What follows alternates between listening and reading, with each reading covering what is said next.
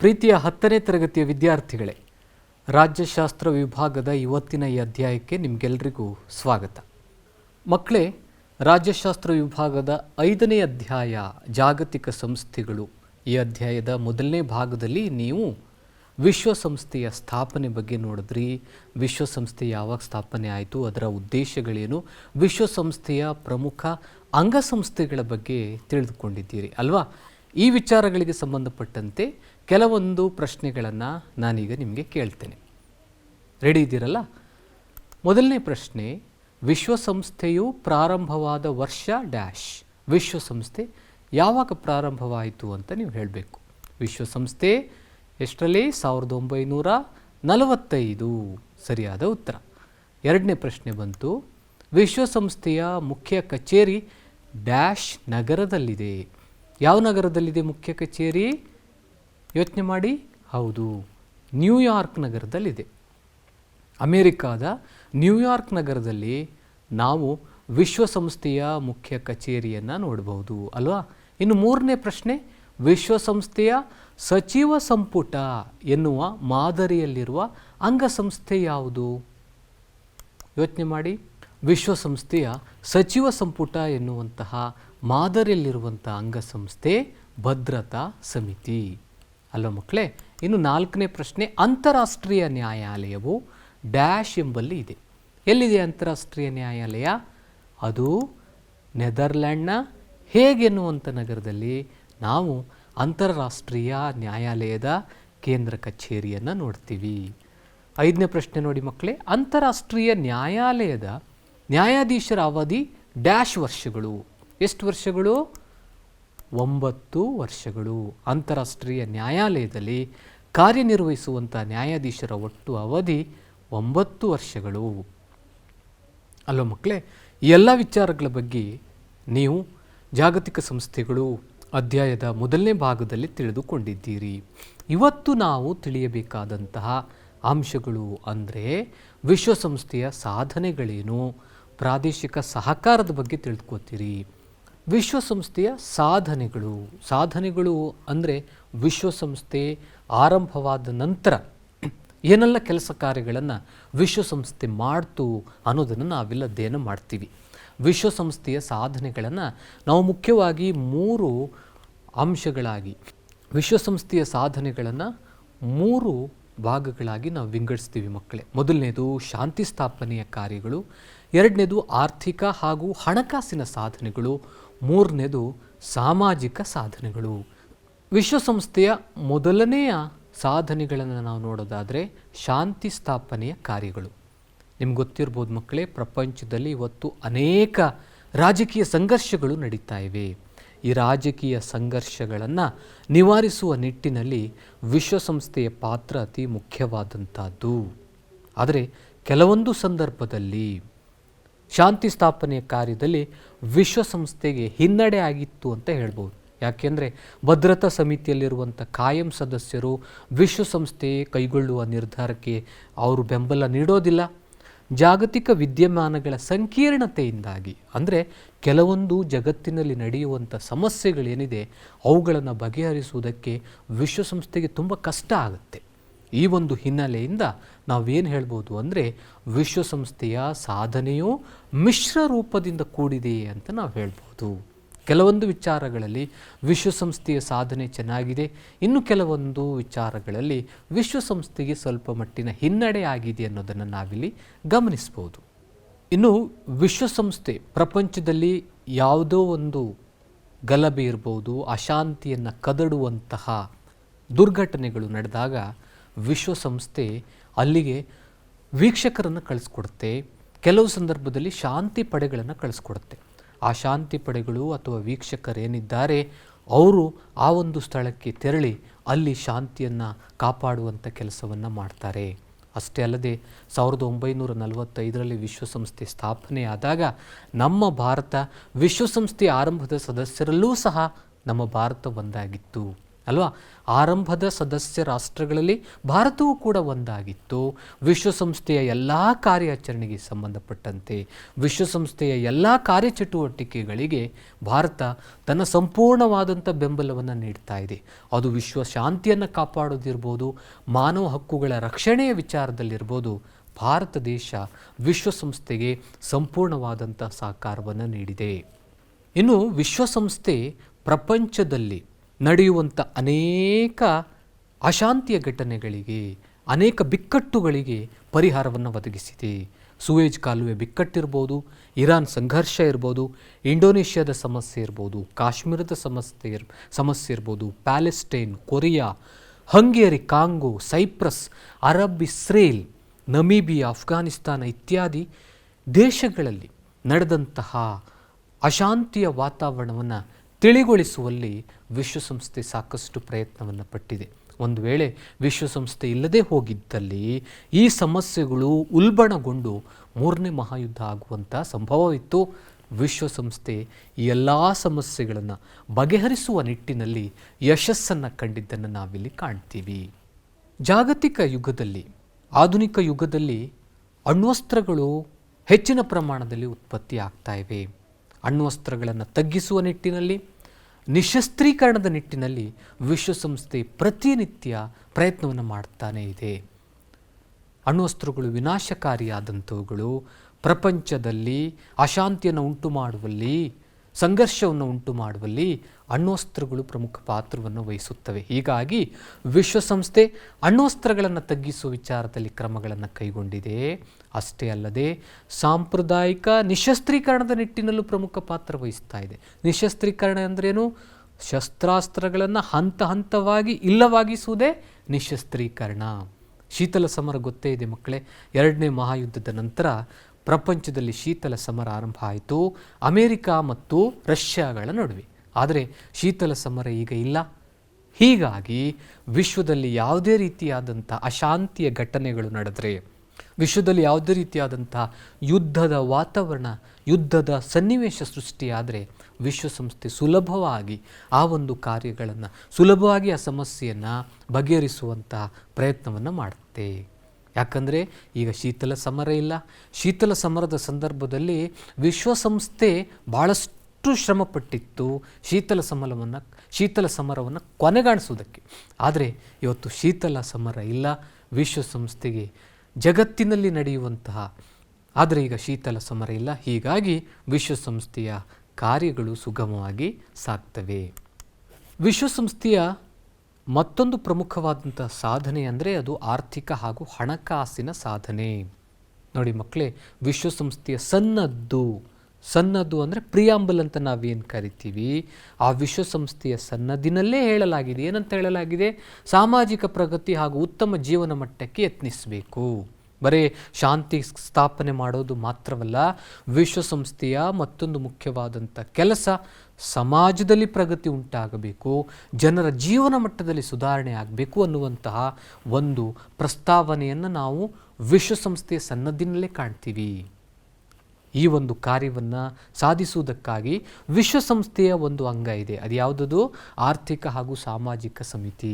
ಹೆಸರೇ ಹೇಳುವ ಹಾಗೆ ಆರ್ಥಿಕ ಮತ್ತು ಸಾಮಾಜಿಕ ಸಮಿತಿಯು ಆರ್ಥಿಕ ಕ್ಷೇತ್ರ ಮತ್ತು ಸಾಮಾಜಿಕ ಕ್ಷೇತ್ರಕ್ಕೆ ಸಂಬಂಧಪಟ್ಟಂಥ ಅನೇಕ ಕಾರ್ಯಗಳನ್ನು ಇದು ನಿರ್ವಹಿಸುತ್ತದೆ.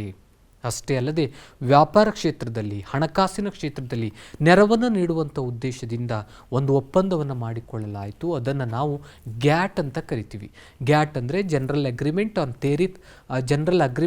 ತಾರಿಫ್ಸ್ ಆ್ಯಂಡ್ ಟ್ರೇಡ್. ಕನ್ನಡದಲ್ಲಿ ಇದನ್ನು ಸುಂಕ ಮತ್ತು ವ್ಯಾಪಾರದ ಸಾಮಾನ್ಯ ಒಪ್ಪಂದ ಅಂತ ಕರಿತೀವಿ.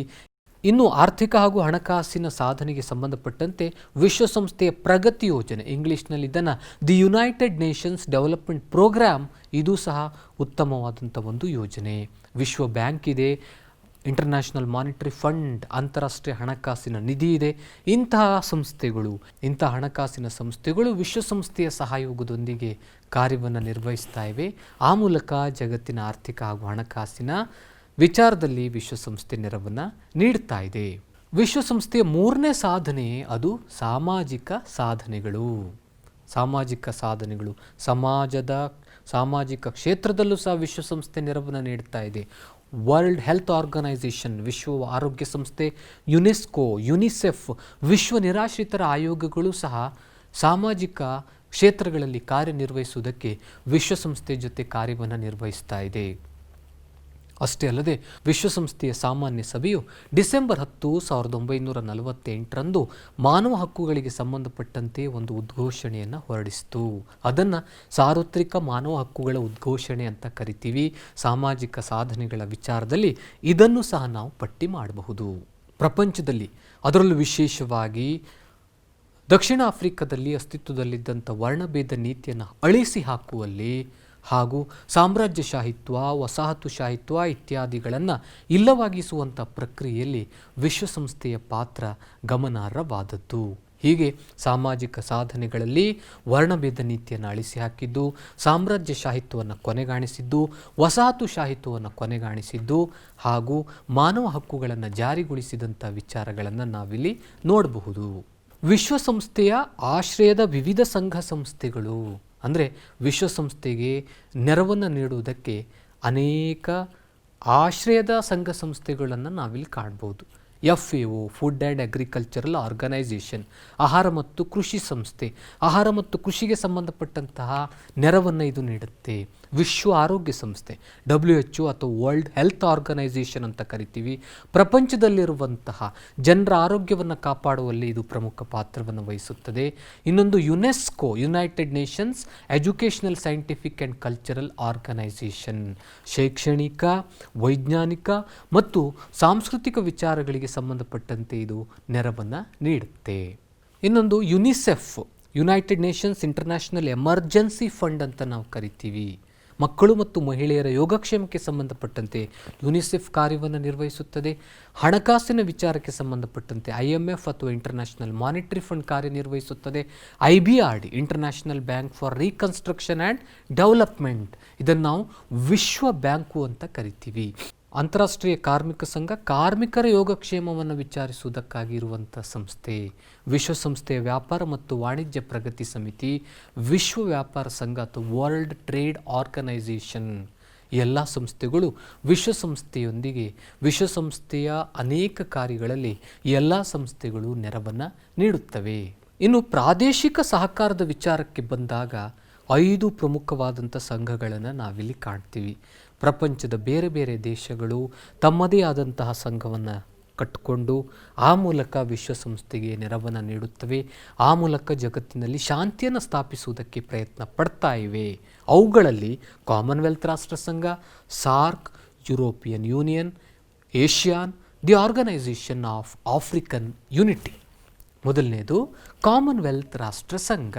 ಇದನ್ನು ಹಿಂದೆ ಬ್ರಿಟಿಷ್ ಕಾಮನ್ವೆಲ್ತ್ ಆಫ್ ನೇಷನ್ ಅಂತ ಕರೀತಾ ಇದ್ರು. ಆ ಮೂಲಕ ಬ್ರಿಟಿಷ್ ಅನ್ನುವಂಥ ಶಬ್ದವನ್ನು ತೆಗೆದುಹಾಕಿದ್ರು. ಈಗ ಇದನ್ನು ಬರೇ ಕಾಮನ್ವೆಲ್ತ್ ಆಫ್ ನೇಷನ್ಸ್, ಕನ್ನಡದಲ್ಲಿ ಕಾಮನ್ವೆಲ್ತ್ ರಾಷ್ಟ್ರ ಸಂಘ ಅಂತ ಕರೀತಾರೆ. ಇದು ಆರಂಭಗೊಂಡಿದ್ದು 1926ರಲ್ಲಿ. ಆದರೆ ಭಾರತ ಸ್ವಾತಂತ್ರ್ಯ ಗಳಿಸಿದಂಥ ಸಂದರ್ಭದಲ್ಲಿ ಇದರ ಸದಸ್ಯತ್ವವನ್ನು ಸ್ವಇಚ್ಛೆಯಿಂದ, ಯಾವುದೇ ರೀತಿಯಾದಂತಹ ಕಂಡೀಷನ್ಸ್ ಅಥವಾ ನಿರ್ಬಂಧಗಳಿಲ್ಲದೆ ಭಾರತ ಇದರ ಸದಸ್ಯತ್ವವನ್ನು ಪಡೆದುಕೊಳ್ತು. ಯಾಕಂದರೆ ಬ್ರಿಟಿಷರು ನಮ್ಮ ದೇಶವನ್ನು ಆಳಿದರು. ನಮ್ಮ ದೇಶವನ್ನು ಆಳಿದಂಥ ಬ್ರಿಟಿಷರಿಗೆ ಗೌರವ ಸೂಚಿಸುವ ಸಲುವಾಗಿ ಇವತ್ತೂ ಸಹ ಭಾರತ ಕಾಮನ್ವೆಲ್ತ್ ರಾಷ್ಟ್ರ ಸಂಘದ ಸದಸ್ಯತ್ವವನ್ನು ಹೊಂದಿದೆ. ಅನೇಕ ರಾಷ್ಟ್ರಗಳು ಇದರ ಸದಸ್ಯತ್ವವನ್ನು ಹೊಂದಿದೆ. ಕಾಮನ್ವೆಲ್ತ್ ರಾಷ್ಟ್ರ ಸಂಘದಲ್ಲಿ ಇವತ್ತು ಒಟ್ಟು 54 ಸದಸ್ಯ ರಾಷ್ಟ್ರಗಳಿವೆ. ಈ ಕಾಮನ್ವೆಲ್ತ್ ರಾಷ್ಟ್ರ ಸಂಘದ ಹಿರಿತನ, ಕಾಮನ್ವೆಲ್ತ್ ರಾಷ್ಟ್ರ ಸಂಘದ ನಾಯಕ ಅಂತ ನಾವು ಬ್ರಿಟನ್ ಅಥವಾ ಇಂಗ್ಲೆಂಡನ್ನು ಕರಿತೀವಿ. ಯಾಕಂದರೆ ಸಾಂಕೇತಿಕವಾಗಿ ಬ್ರಿಟನ್ ದೊರೆಯ ಹಿರಿತನ ಇದಕ್ಕೆ ಇದೆ. ಲಂಡನ್ನಲ್ಲಿ ಇದರ ಕೇಂದ್ರ ಕಚೇರಿ ಇದೆ. ಇದರ ಕಾರ್ಯಕಲಾಪಗಳಲ್ಲಿ ಯಾರೆಲ್ಲ ಸದಸ್ಯ ರಾಷ್ಟ್ರಗಳು, ಯಾವ ಸದಸ್ಯ ರಾಷ್ಟ್ರಗಳ ಪ್ರಧಾನಮಂತ್ರಿಗಳು, ಅಲ್ಲಿರ್ತಕ್ಕಂಥ ಹಣಕಾಸು ಸಚಿವರು, ವಿದೇಶಾಂಗ ಮಂತ್ರಿಗಳು ಈ ಒಂದು ಕಾಮನ್ವೆಲ್ತ್ ರಾಷ್ಟ್ರ ಸಂಘದ ಸಭೆಯಲ್ಲಿ ಭಾಗವಹಿಸ್ತಾರೆ. ಹಾಗಾದರೆ ಕಾಮನ್ವೆಲ್ತ್ ರಾಷ್ಟ್ರ ಸಂಘದ ಪ್ರಮುಖ ಉದ್ದೇಶಗಳು ಯಾವುವು ಅನ್ನೋದನ್ನು ನೋಡೋದಾದರೆ, ಪ್ರಜಾತಂತ್ರವನ್ನು ಎತ್ತಿ ಹಿಡಿಯೋದು, ಪ್ರಪಂಚದಲ್ಲಿ ಸ್ವಾತಂತ್ರ್ಯವನ್ನು ರಕ್ಷಣೆ ಮಾಡೋದು, ಇವತ್ತು ಜನರು ಎದುರಿಸುತ್ತಿರುವ ಬಡತನವನ್ನು ನಿರ್ಮೂಲನೆಗೊಳಿಸುವುದು, ವಿಶ್ವಶಾಂತಿಯನ್ನು ಕಾಪಾಡೋದು, ಕ್ರೀಡೆ, ವಿಜ್ಞಾನ, ಕಲೆಗೆ ಸಂಬಂಧಪಟ್ಟಂತೆ ಬೆಂಬಲವನ್ನು ನೀಡುವುದು, ಒಟ್ಟಾರೆಯಾಗಿ ಜಗತ್ತಿನ ದೇಶಗಳ ನಡುವೆ ಉತ್ತಮವಾದಂಥ ಬಾಂಧವ್ಯವನ್ನು ಬೆಳೆಸುವುದು ಕಾಮನ್ವೆಲ್ತ್ ರಾಷ್ಟ್ರ ಸಂಘದ ಮತ್ತೊಂದು ಮುಖ್ಯವಾದ ಉದ್ದೇಶ. ಇನ್ನು ಎರಡನೆಯ ಪ್ರಾದೇಶಿಕ ಸಹಕಾರ ಅದು ಸಾರ್ಕ್. ಇಂಗ್ಲೀಷ್ನಲ್ಲಿ ಸಾರ್ಕ್ ಅಂತ ಕರೀತಾರೆ. ಸಾರ್ಕ್ ಅಂದರೆ south Asian association of regional cooperation, ಕನ್ನಡದಲ್ಲಿ ದಕ್ಷಿಣ ಏಷ್ಯಾ ಪ್ರಾದೇಶಿಕ ಸಹಕಾರ ಸಂಘ ಅಂತ ಕರಿತೀವಿ. 1985ರಲ್ಲಿ ಆರಂಭ ಆಯಿತು. 8 ಸದಸ್ಯ ರಾಷ್ಟ್ರಗಳು ಸಾರ್ಕ್ನಲ್ಲಿವೆ. ಭಾರತವೂ ಕೂಡ ಒಂದು. ಭಾರತ, ಬಾಂಗ್ಲಾದೇಶ, ನೇಪಾಳ, ಶ್ರೀಲಂಕಾ, ಪಾಕಿಸ್ತಾನ, ಮಾಲ್ಡೀವ್ಸ್, ಭೂತಾನ್ ಹಾಗೂ ಅಫ್ಘಾನಿಸ್ತಾನ ಇವೆಲ್ಲವುಗಳು ಸಾರ್ಕ್ನ ಸದಸ್ಯ ರಾಷ್ಟ್ರಗಳು. ಹಾಗಾದರೆ ಸಾರ್ಕ್ನ ಉದ್ದೇಶಗಳೇನು ಅನ್ನೋದನ್ನು ನಾವು ನೋಡೋದಾದರೆ, ಪ್ರಪಂಚದಲ್ಲಿರುವ ದೇಶಗಳ ನಡುವೆ ಆರ್ಥಿಕ ಸಂಬಂಧವನ್ನು ಬೆಳೆಸುವಂತಹದ್ದು, ಸಾಮಾಜಿಕ ಅಭಿವೃದ್ಧಿ ಹಾಗೂ ಸಾಂಸ್ಕೃತಿಕ ಕ್ಷೇತ್ರದಲ್ಲಿ ಬೆಳವಣಿಗೆಯನ್ನು ಸಾಧಿಸಿ ಸಹಕಾರವನ್ನು ಪ್ರಪಂಚದ ವಿವಿಧ ದೇಶಗಳೊಂದಿಗೆ ಸಾಧಿಸುವಂಥದ್ದೇ ಸಾರ್ಕ್ನ ಮುಖ್ಯವಾದಂಥ ಉದ್ದೇಶ. ಸಾರ್ಕ್ ತನ್ನ ಗುರಿಯನ್ನು ಸಾಧಿಸುವುದಕ್ಕಾಗಿ ಅನೇಕ ಸಮಿತಿಗಳನ್ನು ಮಾಡಿಕೊಂಡಿದೆ. ಅವುಗಳನ್ನು ತಾಂತ್ರಿಕ ಸಮಿತಿಗಳು, ಕಾರ್ಯಾಚರಣೆ ಪಡೆಗಳು, ಸ್ಥಾಯಿ ಸಮಿತಿಗಳು ಅಂತ ನಾವು ನೋಡ್ತೀವಿ. ಆದರೆ ಈ ಸಾರ್ಕ್ನಲ್ಲಿರುವ ಸದಸ್ಯ ರಾಷ್ಟ್ರಗಳ ನಡುವಿನ ಪರಸ್ಪರ ಅಪನಂಬಿಕೆ, ವಿವಾದಗಳಿಂದಾಗಿ ಸಾರ್ಕ್ಗೆ ಸ್ವಲ್ಪ ಮಟ್ಟಿನ ಹಿನ್ನಡೆ ಆಗಿದೆ.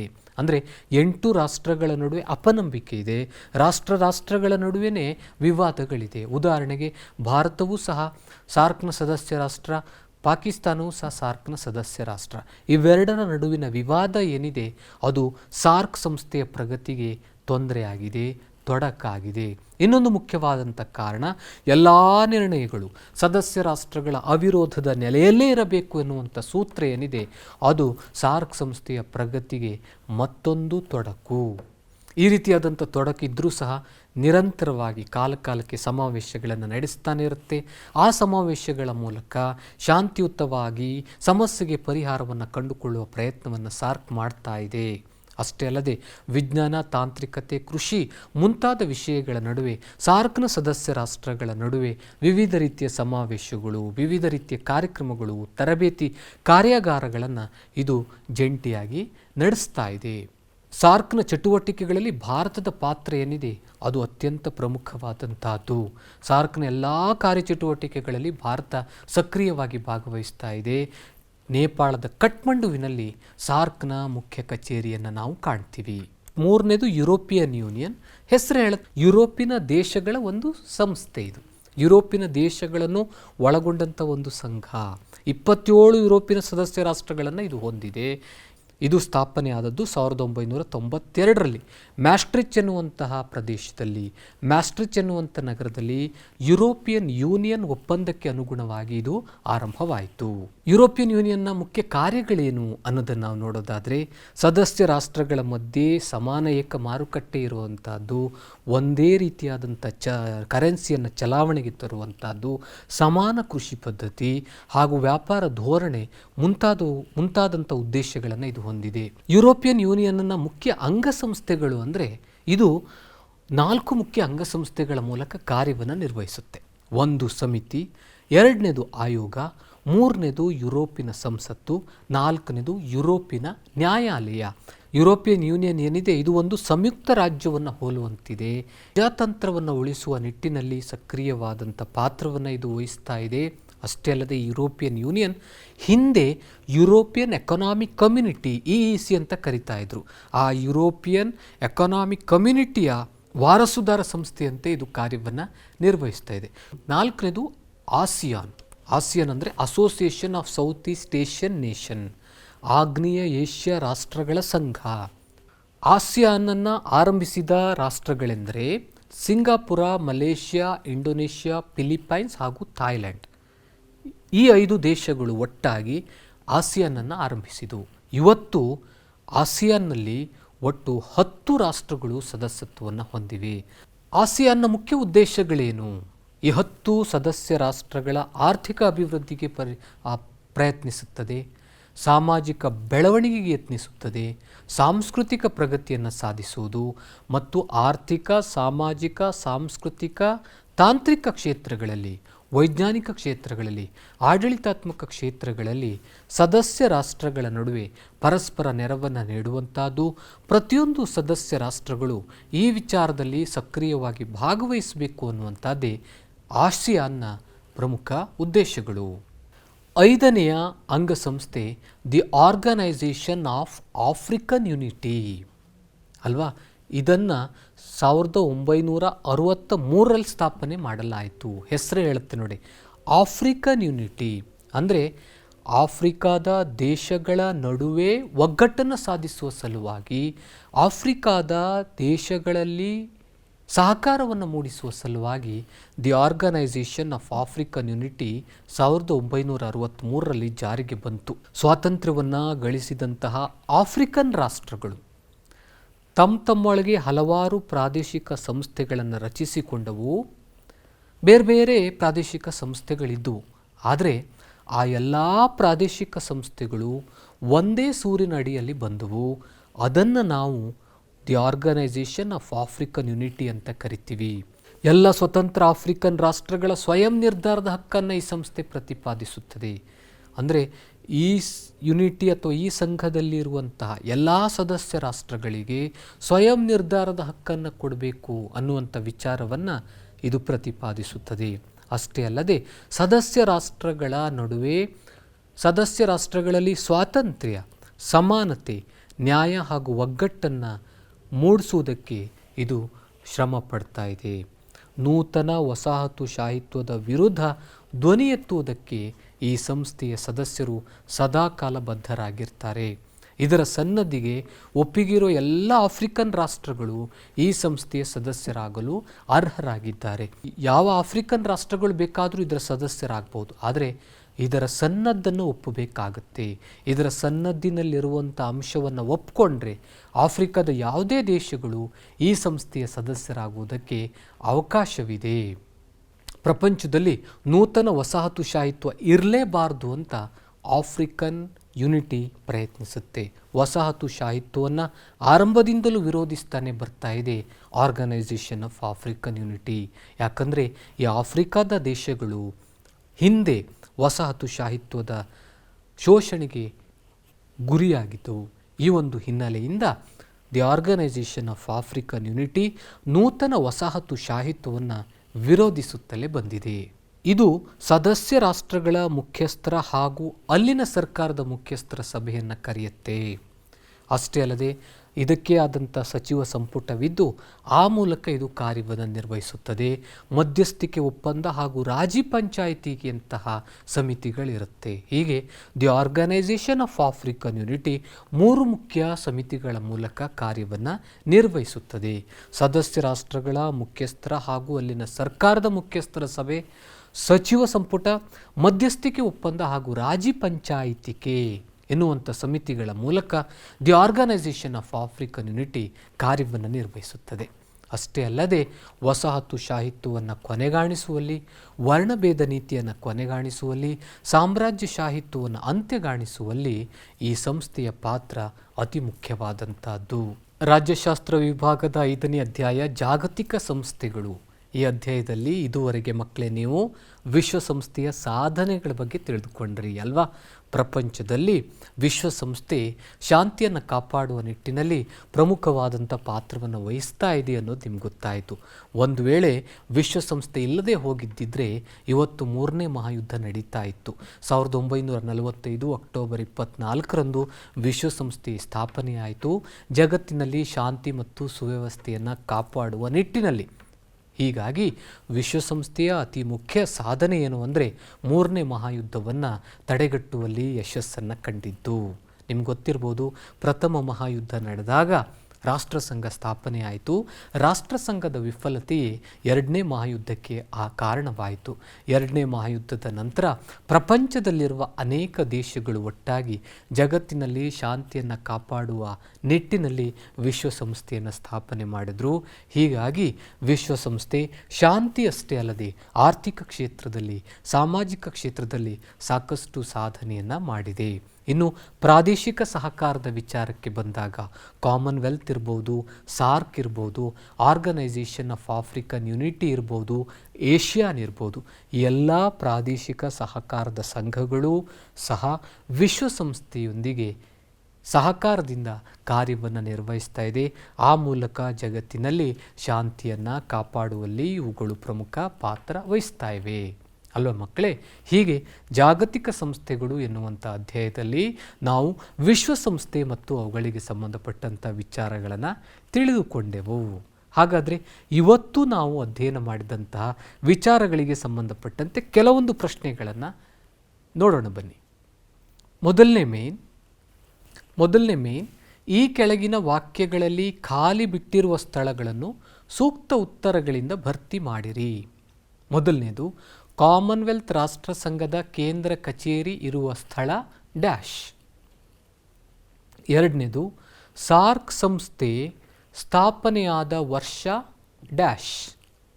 ಮೂರನೇದು, ಸಾರ್ಕ್ ಸಂಸ್ಥೆಯ ಪ್ರಗತಿಗೆ ತೊಡಕಾಗಿ ಪರಿಣಮಿಸಿದ ಅಂಶ ಡ್ಯಾಶ್.